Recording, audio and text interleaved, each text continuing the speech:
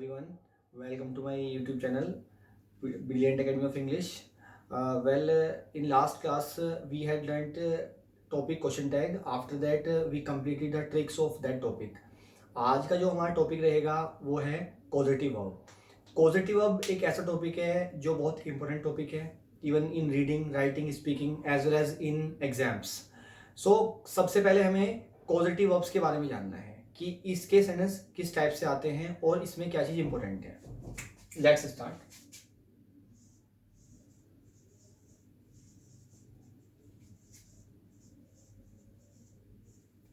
Causative verb.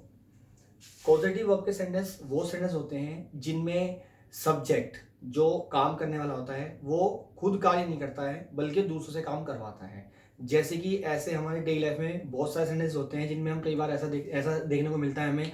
जैसे ऐसे बोलते हैं कि मैं खाना बना रहा हूँ, लेकिन ऐसा सेंटेंस आया कि मैं खाना बनवा रहा हूँ, इस तरीके से. या आपने बोला कि मैं बाल कटवा रहा था. तो उस इन पॉजिटिव वाले सेंटेंसेस में जो होता है सब्जेक्ट स्वयं काम नहीं करता है बल्कि वो दूसरों से करवाता है. अब इनमें टाइप्स कौन कौन से होते हैं उस पर ध्यान देते हैं. Let's start.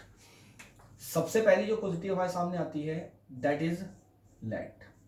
लेट का मतलब होता है इंग्लिश में अलाउ, किसी को किसी काम करने के लिए अलाउ करना. In Hindi it is called ने दो. द रूल ऑफ दिस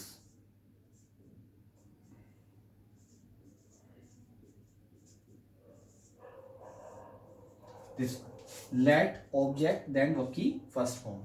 जैसे कि हमने कहा कि मुझे आने दो, इसका मतलब ये हुआ कि आप अगर आपसे मैंने कुछ काम करने के लिए कहा कि मुझे आने दो, इसका मतलब यहाँ वर्ब है आना, काम हो रहा है आने का. आने का काम आपको नहीं करना है, आने का काम आपको मुझसे करवाना है. ये लेट जो है इंपेरेटिव को भी इंडिकेट करता है, लेकिन इंपेरेटिव के साथ साथ ये पॉजिटिव भी है. जैसे हमने कहा मुझे आने दो, लेट मी कम. उन्हें हंसने दो, late them laugh.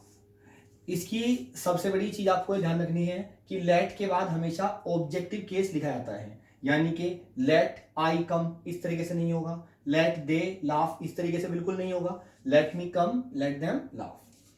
Second one is get. Get के अंदर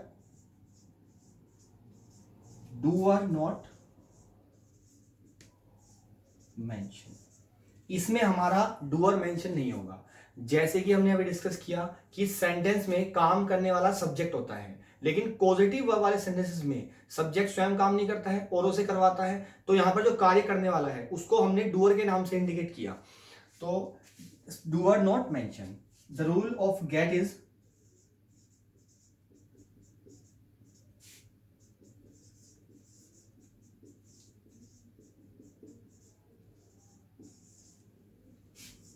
according to sentence or tense, helping of and get can be changed like this. जैसे हमें बोलना है कि वह अपना काम करवा रहा है, अपना काम खुद नहीं कर रहा है, करवा रहा है. तो ही, रहा है is called present continuous, so he is. according to this it will be changed, he is getting his work done, right. अब जैसे आपसे कहा गया कि अपने बाल कटाओ, यानी कि अपने बाल कटवाओ, यानी कि अपने बाल काटो. और आपसे कहा अपने बाल काटो, कट योर हेयर, लेकिन यहाँ पे पॉजिटिव वर्ब्स पढ़ रहे हैं, अपने बाल कटवाओ. So it will make like this, get your hair cut, right. इसका मतलब आपको वो काम खुद नहीं करना है, औरों से करवाना है, और जिससे आप वो काम करवा रहे हैं वो डूअर भी इसमें मेंशन नहीं होता गेट के अंदर. Next one is number 3, make. In make we find the doer.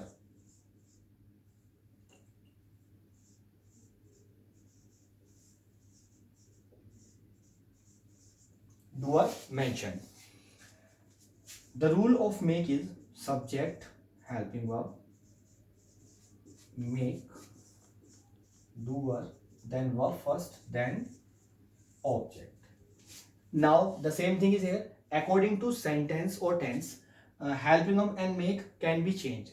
जैसे कि इसमें था कि वह अपना काम करवा रहा है, किससे करवा रहा है ये नहीं है, इसमें डूअर नहीं है।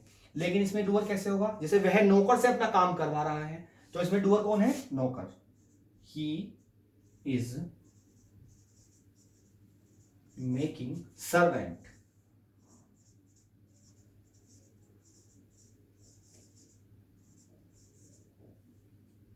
Do his work. इसका मतलब हुआ वह नौकर से अपना काम करवा रहा है। अगर हमने कहा कि बच्चों से पत्र लिखवाओ, तो यहां पर डूअर कौन है, बच्चे। तो make children write letter. Now the final one is have. Have is also used as a causative verb. उसमें ये कॉमन है, ये गेट के रूप में और मेक के रूप में, दोनों उसमें काम करती है। किस तरीके से,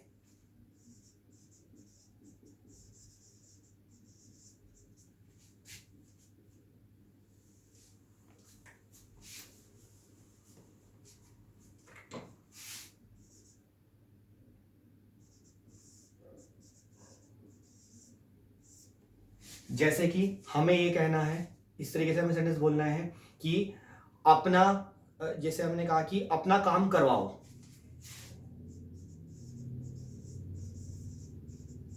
हैव योर वर्क डन। ठीक है, इस तरीके से। और जैसे मान लो मैंने कहा कि तुम उससे खाना बनवाओ,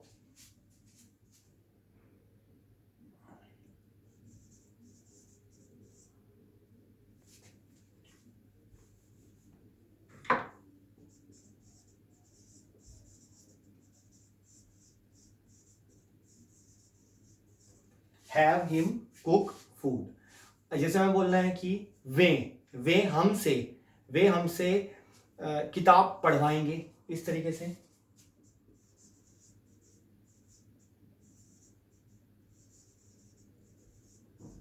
they will have us read.